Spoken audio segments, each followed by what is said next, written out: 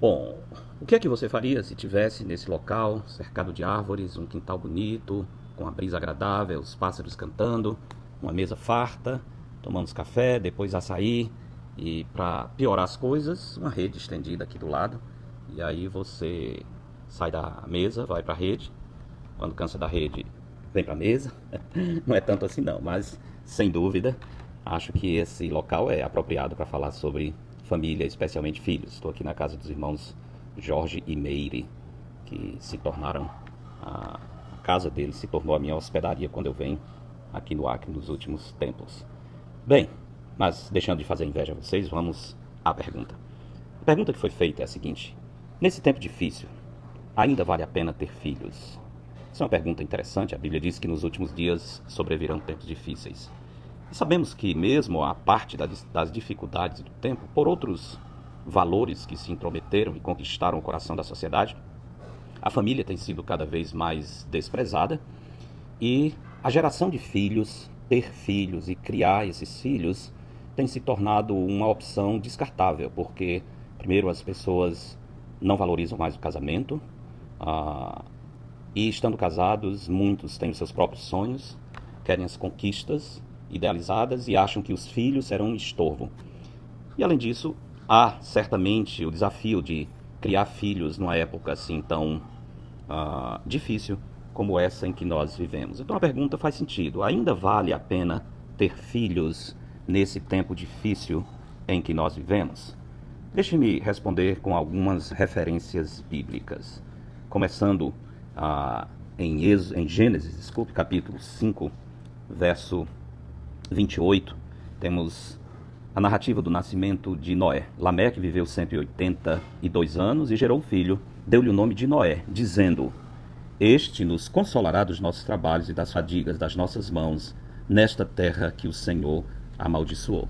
Muito interessante que naquele tempo, a terra estando no momento prestes a receber o juízo de Deus, com o nascimento de Noé, esse pai desesperado, Lameque, vê na criança um raio de esperança. Deus nos abençoará, nos ajudará a suportar a maldição desse mundo por meio desse filho. Está certo, filhos não são estorvos, filhos são bênçãos do Senhor.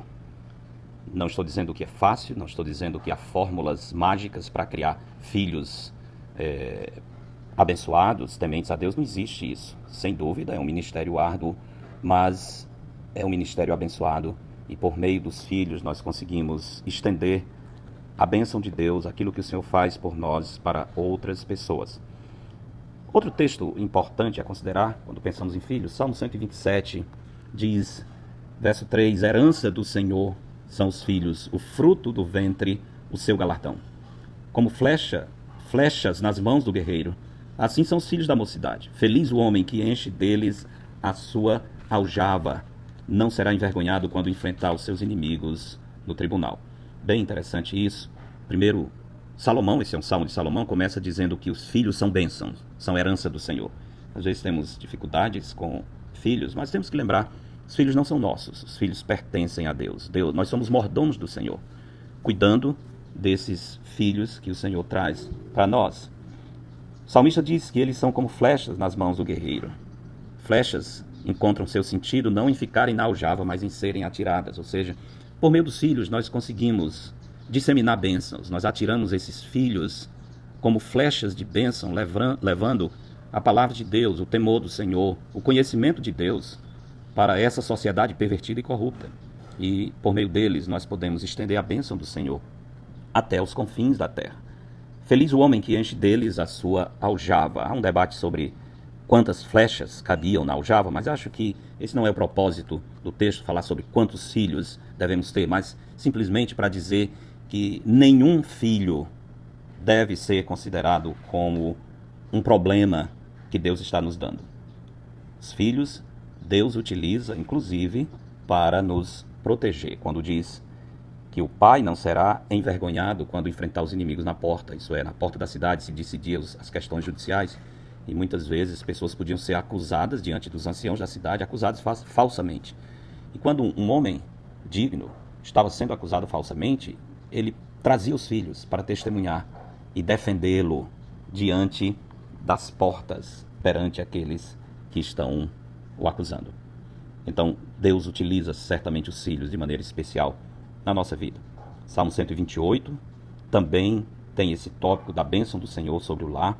O salmista diz no verso 3, a sua esposa no interior de sua casa será como a videira frutífera, seus filhos como rebentos da oliveira ao redor da mesa.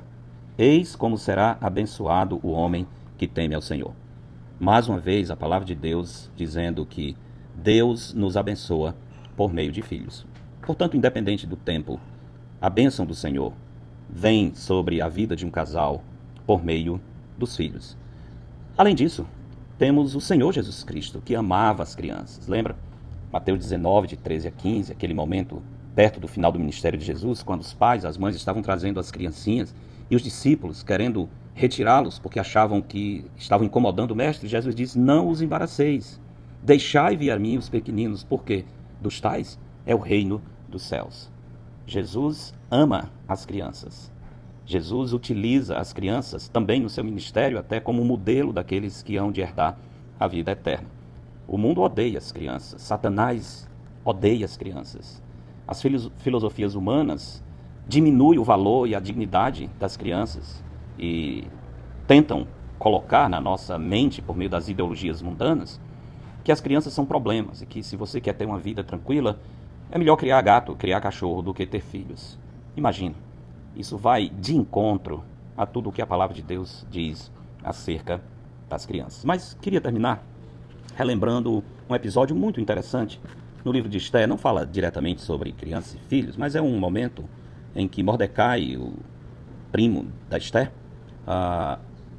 tenta requisitar a ajuda da rainha. Esther havia sido elevada à posição de rainha, e os judeus estão ameaçados de extinção por meio de uma trama idealizada por um homem perverso chamado Amã. Mordecai então procura comunicar Esther e tenta convocá-la para fazer alguma coisa. Inicialmente Esther tenta se esquivar, dizendo que o rei não a havia convocado e que ela não tinha permissão para ir na presença do rei naqueles dias. A resposta de Mordecai é interessante.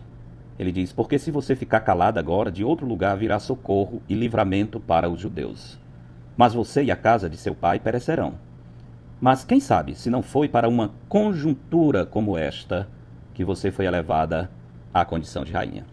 Interessante. Tempo muito difícil, tempo de morte. Aliás, a nação já estava condenada à morte por um decreto do rei. E Amã diz para Esther, talvez foi por causa disso que você foi elevada à condição de rainha. Ou seja, independente das circunstâncias difíceis, Deus está no controle. E você chegou aí porque Deus tem um propósito. Quando pensar na dificuldade dos nossos dias, que é real, pensar na chegada de filhos, considere essa possibilidade. Vivemos em um mundo que se distancia de Deus e a vida se torna cada vez mais difícil. Mas quem sabe, se não foi exatamente para que esses meninos sejam uma grande bênção nesse mundo de trevas, que o Senhor os trouxe para o nosso lar. Que Deus nos abençoe. Se você é um casal que ainda não tem filhos, considere seriamente a importância de ter filhos que serão flechas de bênçãos nesse mundo caído. Que Deus os abençoe e que na sua mesa, ao redor da sua mesa, possam ter muitos filhos para a glória de Deus.